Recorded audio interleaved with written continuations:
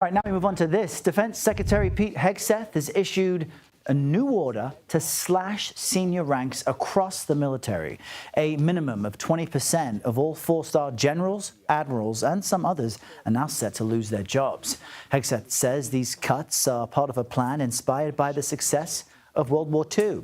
CBS News senior national security correspondent Charlie D'Agata joins us now from the Pentagon with more. Charlie, we were just looking at a video that the defense secretary posted to social media in announcing this. He says less generals, more GIs. Structurally, for the uninitiated, what does that really mean? Well, Errol, first of all, the secretary can be prone to alliteration and snappy titles. In that very brief memo that you watched, so it was accompanied by a video clip where he said in World War II there was one general for 6,000 troops.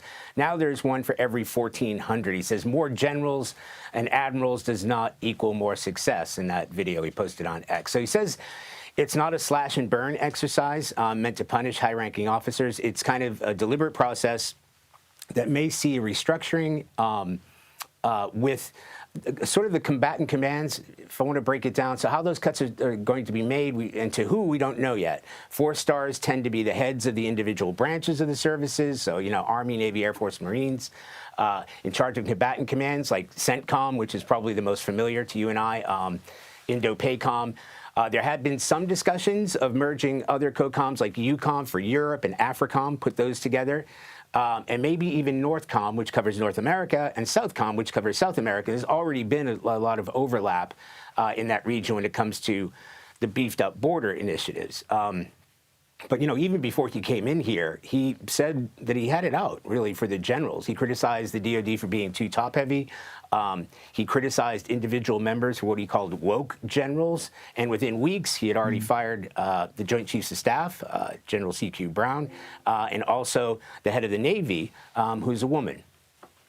So in many ways, Hegseth is following through on many of the things President Trump said he wanted to do with the military. So you could argue that it's why Trump was elected and Hegseth is carrying it out.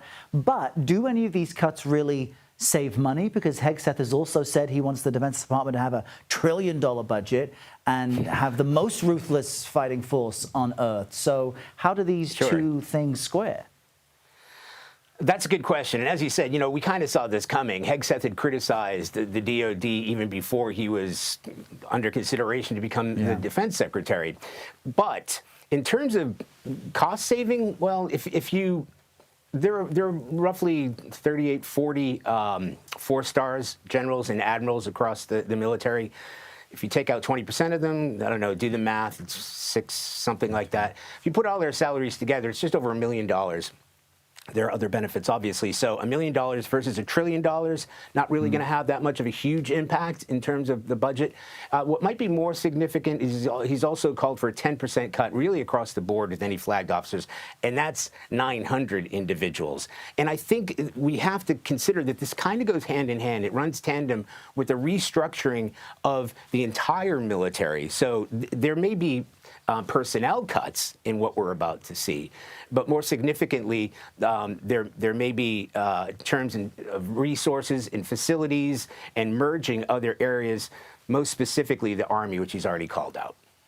Really interesting, highly noteworthy stuff. Charlie D'Agata, great to chat with you, joining us from the Pentagon.